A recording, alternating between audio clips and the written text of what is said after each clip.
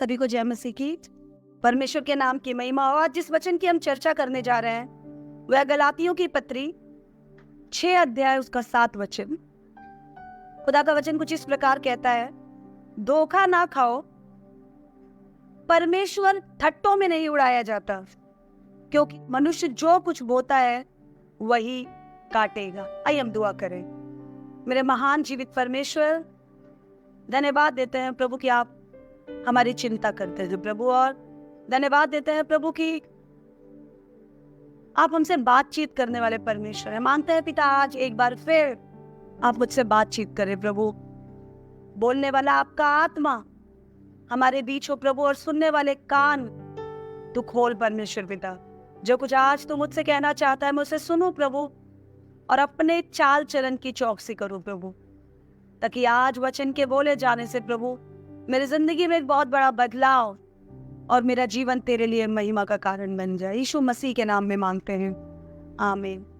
हमने पिछले सेशन में देखा कि ठट्ठा उड़ाने वालों से प्रभु घृणा करता है। हमने देखा कि नीति वचन 4 तरह के लोगों के बारे में बताती है। अल्टे का स्मॉल रिकैप, और वो 4 तरह के लोग हैं। पहले निहायती मूर्ख लोग, दूसरे सिंपल लोग, साधारण लोग, तीसरे ठट्ठा उड़ाने वाले लोग, और चौथे बुद्धिमान लोग। ये 4 कैटेगरी में मूर्ख और ठट्ठा उड़ाने वाले ऑलमोस्ट साइनोनिम्स है, समानार्थी, एक ही जैसे है, बहुत ज्यादा फर्क नहीं है। जो समझदार है वो कभी दूसरों को ठट्टे में नहीं उड़ाएगा, क्योंकि उसको पता है परमेश्वर के वचन की ताकत क्या है और उसको परमेश्वर के प्यार का पता होगा। तो मूर्ख और ठट्ठा उड़ाने वाले कहीं ना कहीं एक तरह है। हमने उस कैटेगरी को देख लिया और हम उसी कैटेगरी की चर्चा कर रहे हैं। हमने पिछले सेशन में देखा था कि लोगों का ठट्ठा उड़ाना क्या मतलब है, ठट्ठा किसे कहते हैं, व्हाट इज मॉकरी। हमने उसकी परिभाषा देखी थी कि लोगों को छोटा बनाना, लोगों का उपहास उड़ाना, लोगों की मिमिक्री करना, उनके शारीरिक आर्थिक बनावट या उनकी कमियों को देखकर लोगों के बीच उन्हें शर्मिंदा करना, खींचते रहना, बुलिंग करना। हमने बहुत तरह की प्रकारों को देखा और उसके परिणामों को देखा। पर यह टॉपिक अधूरा है जब तक हम इस बात को डिस्कस ना करें कि हम लोगों का ठट्ठा नहीं उड़ा सकते तो हम प्रभु का भी ठट्ठा नहीं उड़ा सकते। इसीलिए प्रभु का वचन बताता है, धोखा मत खाओ, प्रभु ठट्ठों में नहीं उड़ाया जाता। ये सुनते ही हम में से कई लोगों के दिल धक हो जाएंगे और लोग बोलेंगे, क्या मजाक कर रही है सिस्टर, हमारी इतनी हिम्मत, हम प्रभु का ठट्ठा उड़ाएंगे, हमारी इतनी औकात, हम प्रभु के बारे में बोलेंगे। हमें तो भाई बहुत डर लगता है, हम परमेश्वर के बारे में ऐसी कोई बात नहीं बोलेंगे। कुछ लोग इस वचन को सुनते ही सोचते हैं, मैं तो भाई एकदम दूध का धुला हुआ हूँ, ये वचन तो अविश्वासियों के लिए। हेलो, अविश्वासी परमेश्वर के उद्धार और प्रेम को नहीं जानते। जब वो यीशु को नहीं जानते, जब वो रचयिता यहोवा को नहीं मानते, जब वो पवित्र आत्मा से सुनते नहीं, तो ये वचन उनके लिए है ही नहीं। वचन तो उनके लिए है जो वचन की कीमत को जानते हैं, जो जानते हैं कि देहधारी हुआ, हमारे बीच में डेरा किया, मारा गया, गाड़ा गया, जी उठा और दोबारा आने वाला है। और वो लोग हैं जिन्हें हम संसार में विश्वासी या मसीह कहते हैं। मसीहियों के लिए प्रभु कहता है कि धोखा मत खाओ मेरे बच्चों, परमेश्वर ठट्ठों में नहीं उड़ाया जाता। संसार में आपको 2 तरह के लोग मिलेंगे। एक प्रभु को नहीं जानते, वो हालेलुया शब्द का मजाक उड़ाएंगे, मसीह लोगों की चंगाई देखकर उनका मजाक उड़ाएंगे, मसीहियों की संगति देखकर मजाक उड़ाएंगे, मसीहियों का आपस में प्रेम देखकर मजाक उड़ाएंगे।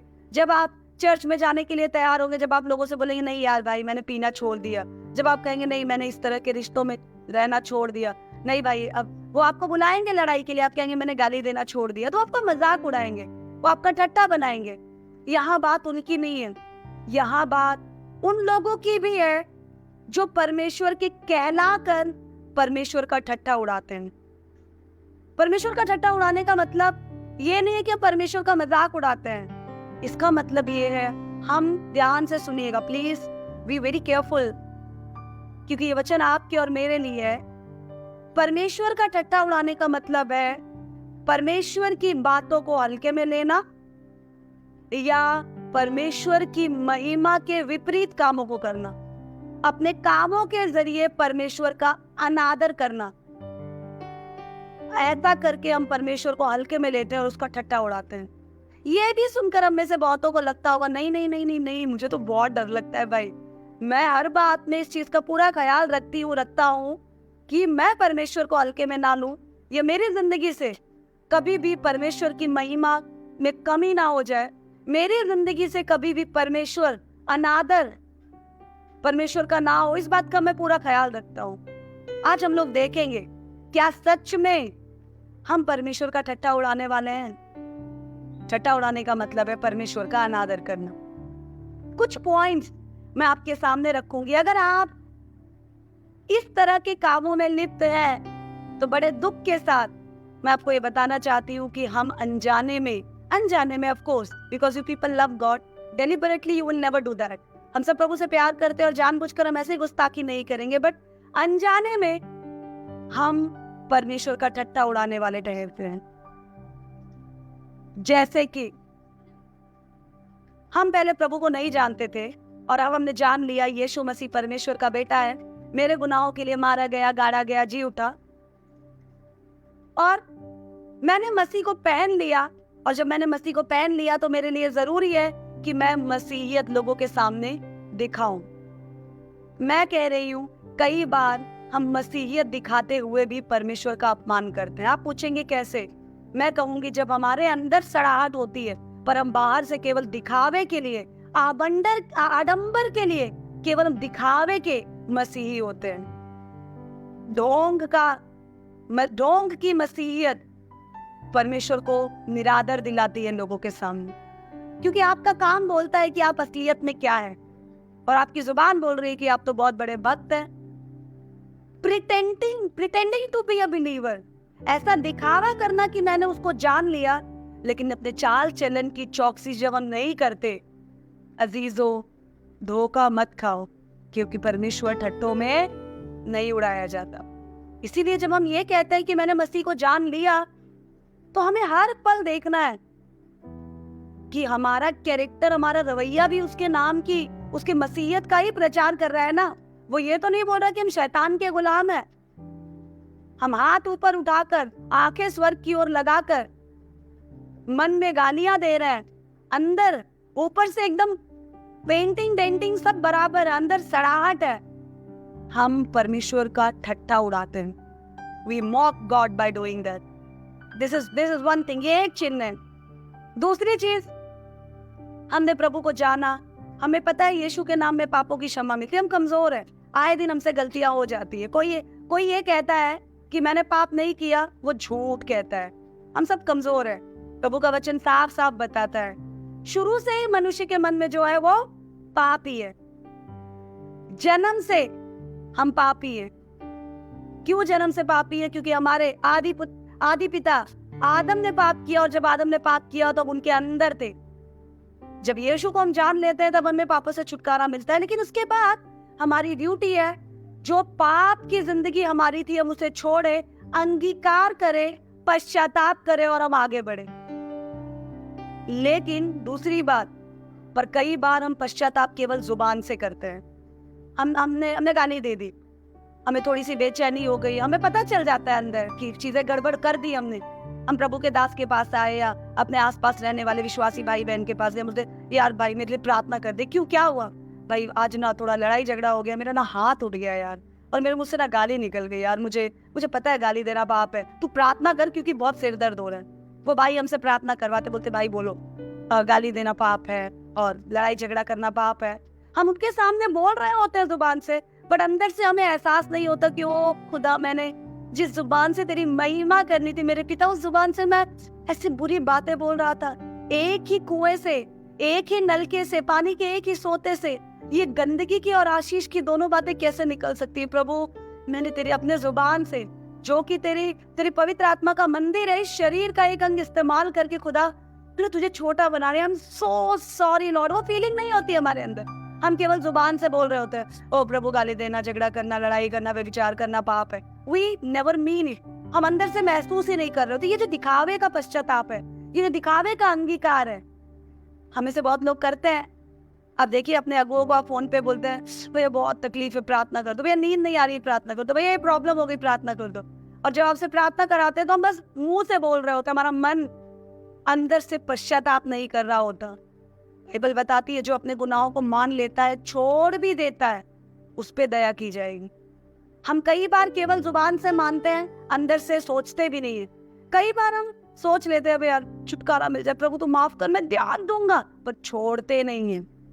तीसरी चीज, हम ऐसा करके भी प्रभु को ठट्टे, आप सुन रहे हैं मेरी बात, हम ऐसा करके भी प्रभु को ठट्टे में उड़ाते हैं। चौथी बात,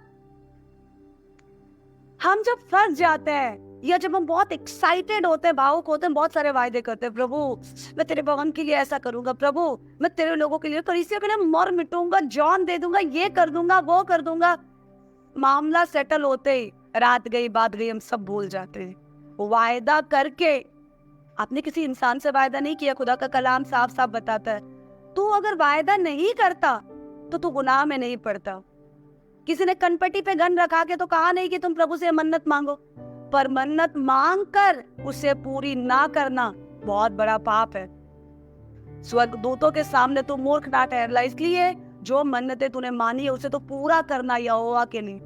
हम कई बार ऐसे वायदे कर लेते हैं, हम भूल जाते हैं। इसलिए मैंने एक आदत बनाई है, जब भी मैं ऐसी कुछ कमिटमेंट प्रभु के सामने करती हूँ तो मैं उसे लिख लेती हूँ और बोलती हूँ इस टाइम तक प्रभु मैं ऐसा करूंगी, मैं डेट लिख लेती हूँ, ताकि हम इंसान है, कमजोर है, बहुत चीजों में ऑक्यूपाइड, हम भूल जाते हैं, of course we are weak, ताकि ऐसी गलती ना हो। जो वादा करे तो सोच समझ के करे। हम कई बार एक्साइटमेंट में मैं भी करूंगा, हम भूल जाते हैं कि वो काम करने के योग्य हम है या नहीं है, या हमारी सिचुएशन अलाउ करेगी या नहीं। अगर हम ऐसे वादा करके पूरा नहीं करते तो हम परमेश्वर को ठट्ठे में उड़ाते हैं। कई बार हम एक दूसरे से मिलते हैं, आते जाते रास्ते में हम कैसे मिलते हैं भाई, जय मसीह की, मैन प्रेज द लॉर्ड। कई बार हम बोलते हैं हालेलुया, कैसे हो, नहीं तो हम बोलते हैं मारानाथा, प्रभु आने वाला है।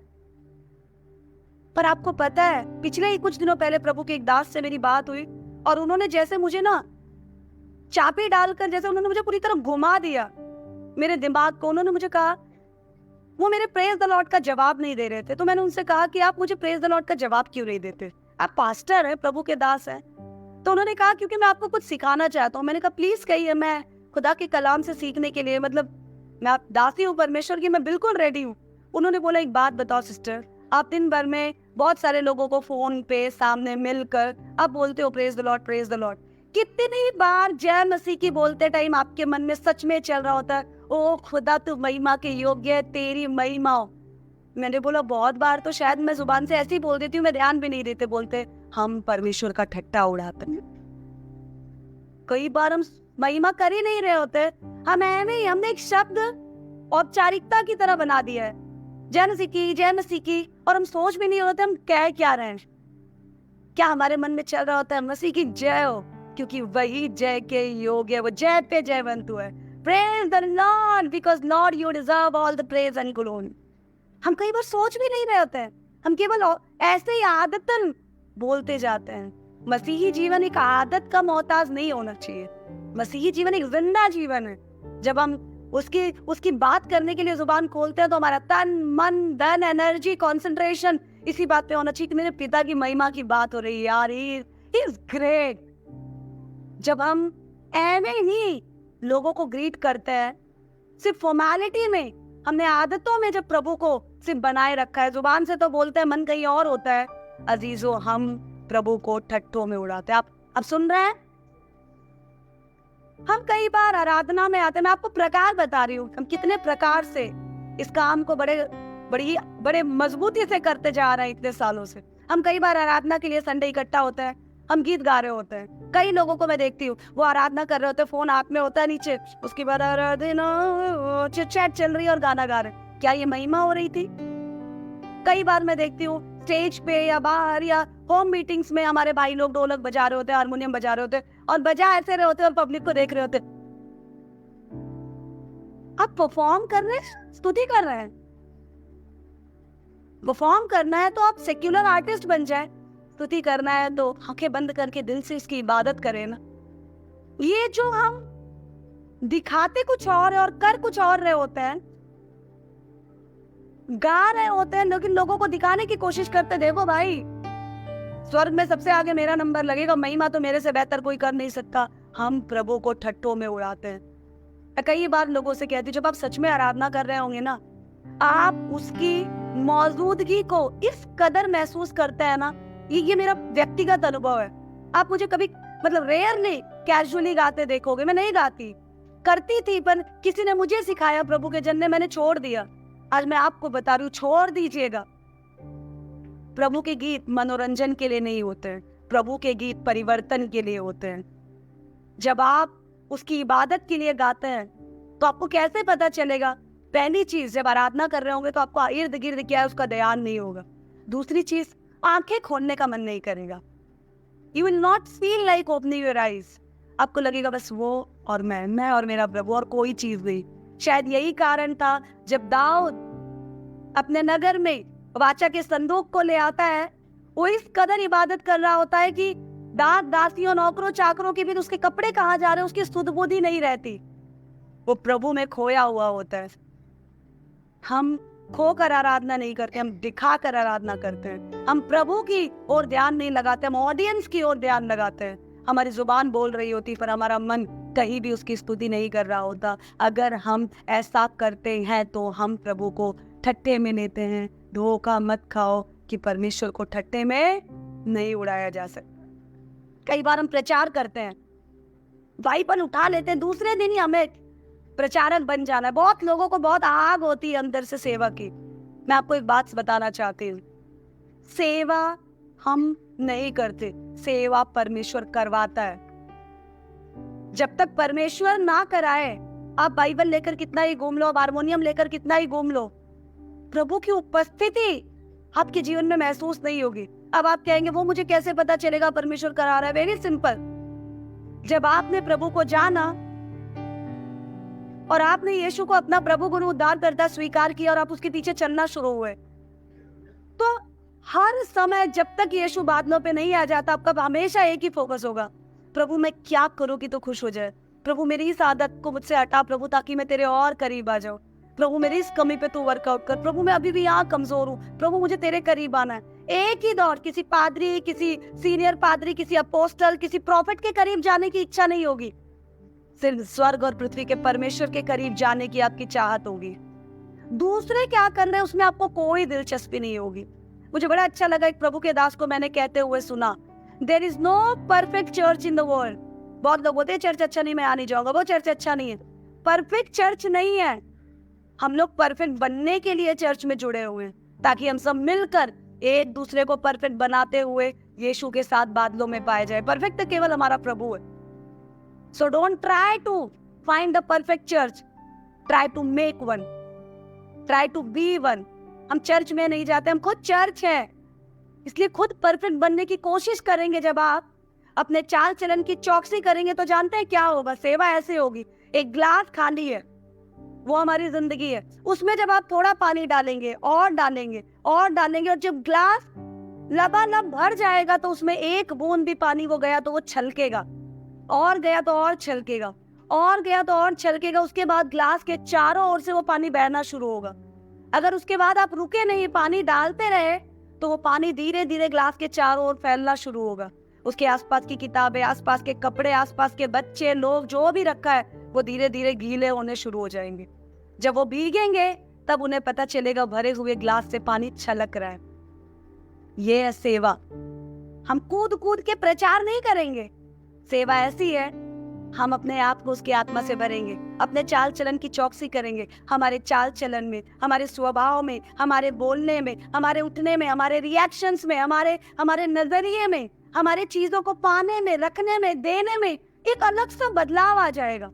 जैसे जैसे वो बदलाव बढ़ता जाएगा, उसका अनुग्रह हम पे बढ़ता जाएगा, उसकी रोशनी तेज होती जाएगी, आसपास के लोगों को लगेगा नहीं यार इसकी जिंदगी तो अलग थी, ये कैसे बदल गया।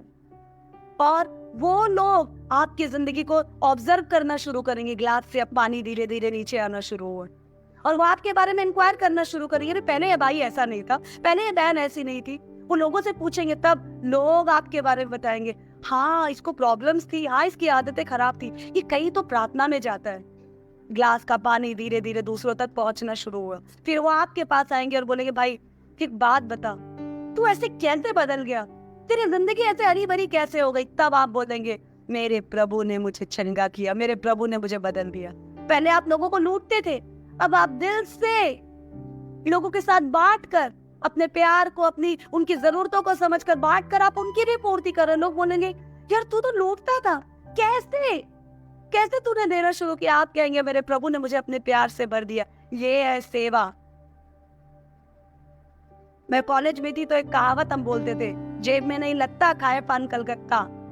कुछ आता जाता नहीं है, कोई प्यार नहीं है, कोई बदलाव नहीं, बस हमें प्रचारक बनना है। अजीजों, जब तक इस तरह प्रभु की मर्जी, प्रभु के तरीके से, प्रभु की रोशनी में होकर हम सेवा नहीं करते और हम बाइबल लेकर सिर्फ लोगों को सिखाना शुरू करते हैं, तो प्रॉब्लम ये है हमारी जुबान तो वचन बोल रही है और हमारी जिंदगी बदबू मार रही है। हमारी जुबान को सुनकर वो प्रभु की ओर आने की कोशिश करते हैं, हमारी जिंदगी को देखकर वो और पीछे चले जाते हैं, तब हम परमेश्वर का नाम ठट्टे में लेते हैं। समझ रहे हैं आप इस वचन को? कई बार हम अपने अनुभवों को, सामाजिक बदलाव को, हम जिन लोगों के बीच सेवा कर रहे हैं उनके हालातों को सुनते हैं, देखते हैं और वचन को हम अपने अनुभवों के अनुसार प्रचार करना शुरू करते हैं। हम बोलते हैं पहले जब यीशु का टाइम था तो कल्चर ऐसा नहीं था, सोसाइटी ऐसी नहीं थी। अजीजों,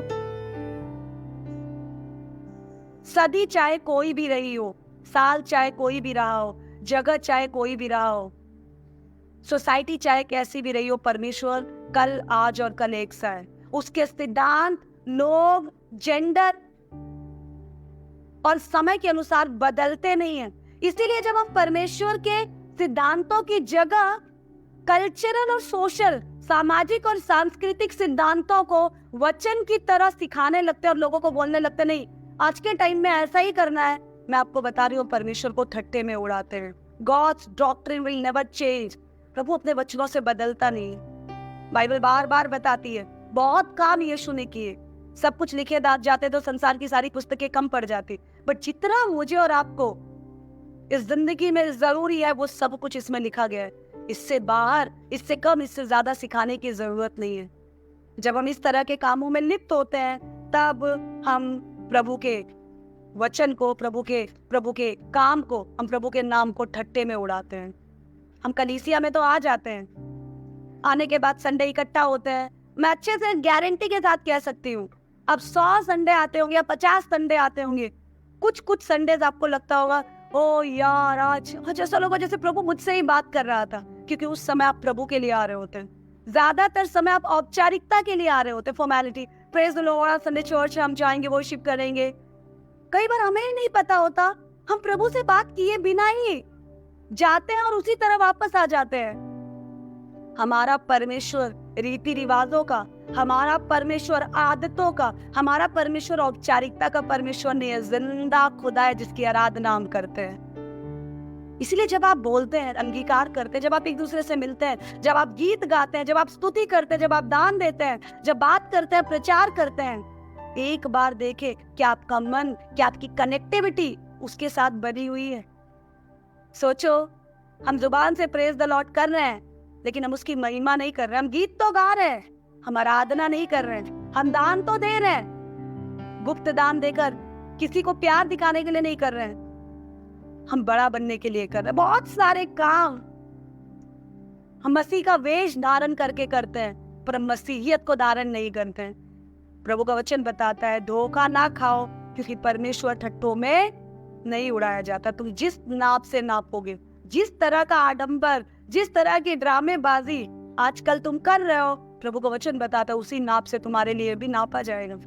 और ये आज के टाइम की बात नहीं है, शुरू से ऐसा चला आ रहा है। हम देखेंगे पुराने नियम के भी कुछ ऐसे लोगों को। प्रॉब्लम ये है ना अजीजों, अगर आप अपनी आदतों पे वर्कआउट नहीं किए, आपने अब बैठकर पश्चाताप करना शुरू नहीं किया, अपने आदतों पे तौबा करने नहीं शुरू की, तो दिक्कत ये स्लोली आपका मन कठोर हो जाएगा।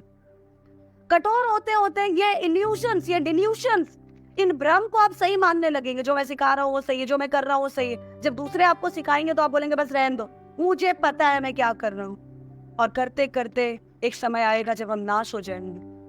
प्रभु का वचन साफ साफ बताता है, दूसरा इतिहास 36 अध्याय उसका 16 वचन, वे परमेश्वर के दूतों को ठट्ठों में उड़ाते, उनके वचनों को तुच्छ जानते और उसके नबियों की हंसी करते थे।